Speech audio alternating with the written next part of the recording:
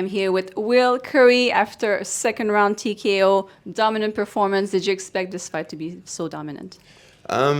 Personally, I did. I trained really, really hard. Gintas Bakauskis, my coach, he works me and Modestus like dogs. I mean, I can't describe how many times he broke me in this camp where I was on the floor crying in pain.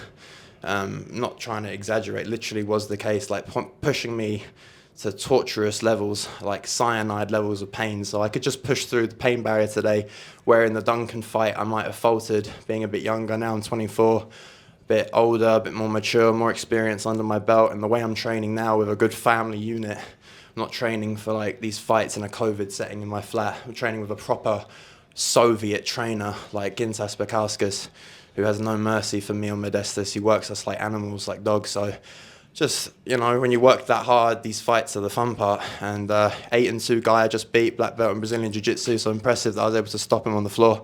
But I think that just speaks for my skill level now. You found yourself on the wrong side of a very close decision, last title fight. Any takeaways from that fight?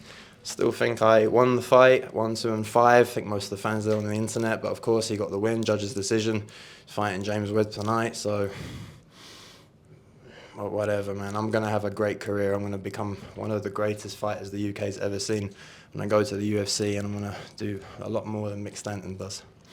And you're still very young in your career, obviously, and very mentally strong. But is it hard mentally having to work your way back up to a title fight, or do you see it maybe as a blessing? Is there maybe anything you thought maybe you could work on? I already feel like I'm the champion. It doesn't matter that he has the belt or the judges gave it to him. As Nate Diaz would say, nothing happened. You know, rounds 1, 2, and 5, in my opinion, were mine. It's not really like I'm saying, oh, I won the fight. No one won the fight. It's just a judge's decision, where it was a very back and forth. I was nearly killed him in the 5th round. But look, Darren Stewart, I expect to get the title shot next. I like Darren.